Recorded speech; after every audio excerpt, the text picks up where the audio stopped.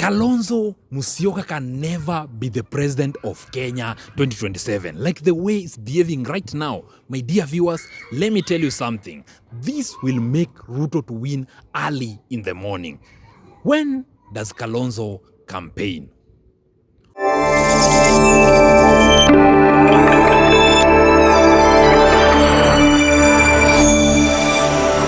Kalonzo Musyoka can never be the president of Kenya 2027. Like the way it's behaving right now, my dear viewers, let me tell you something.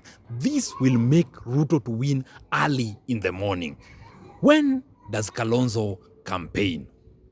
Whatever that Ruto is doing currently is really campaigning. And there's some insinuation that Kalonzo want to leave the presidential seat 2027 for Fred Matiang'i. Is that going to happen? Do you think the combination between Fred Matiang'i and Kalonzo Musyoka is going to make Matiang'i to be the president of Kenya? Right now, I want you, dear Kenyans, to know the plan of united opposition. Right now, they are fighting on their own. I had a certain news on where Rigathi Gachagua was telling Linda Mwananchi not to campaign for his candidate.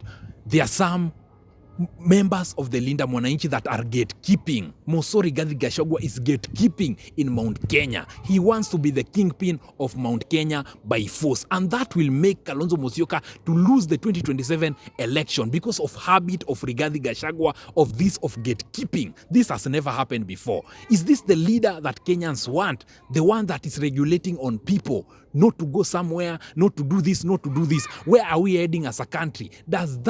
Is that habit going to make Ruto a one-term president?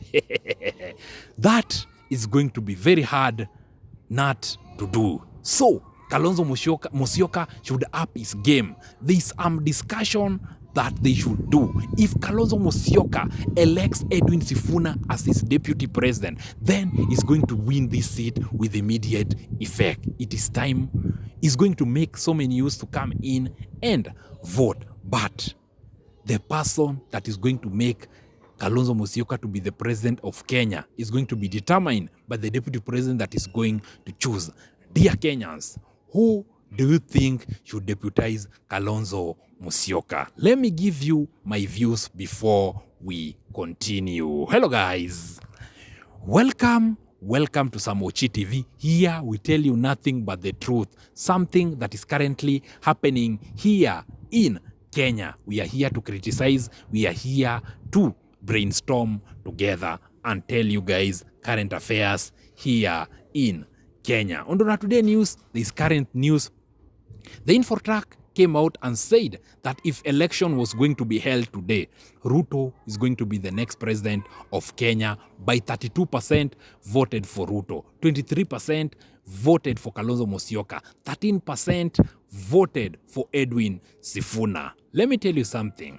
If Edwin Sifuna and Kalonzo Musyoka join forces, and Rigathi Gachagua, I know, can never agree Edwin Sifuna to be the deputy of Kalonzo Musyoka. That is something that is not going to agree because most of the people are not going to support it. More so, the leaders of DCP from the Mount Kenya region, they are not going to allow Edwin Sifuna to be the deputy president of Rigathi Gachagua, of Kalonzo Musyoka, because right now, as you are talking, Rigathi Gachagua is gatekeeping in Mount Kenya region. He wants to be the kingpin of Mount Kenya by force. This is what we call forcing issue on the people. Like Linda Mwananchi was supposed to go to Nyandarua or Kalau to go to vote for, to go to campaign for Sami. What really happened? Rigathi Gachagua went ahead and given a press statement that they should not go there. They are not ready. That is a local politics that these people should not involve themselves with.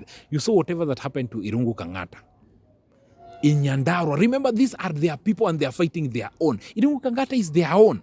Why are you going against your own people and fighting your own people? What is really happening? And that will make Ruto to win the 2027 election undefeatable if this habit of Rigathi Gachagua keep on doing. And Rigathi Gachagua, as I always say, will make Kalonzo not to be the president of Kenya 2027. He need to change his habit. If he's not going to do that, then Ruto is going to clinch, even if most of the people doesn't want Ruto to win.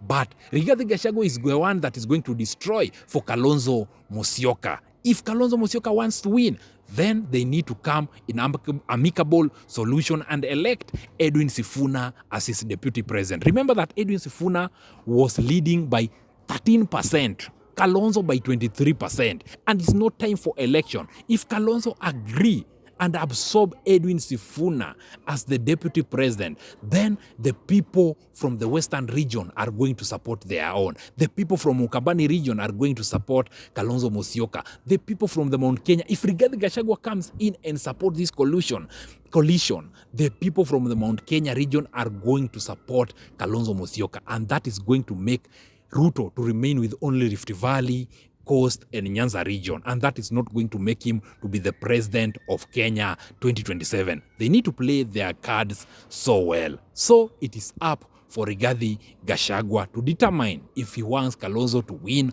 or if he wants Kalonzo to lose and lose it completely. Remember, this is the last term of Kalonzo Musyoka. 2027 is the only term that he has. If he's not going to win, then he should forget about being the president of Kenya forever and ever.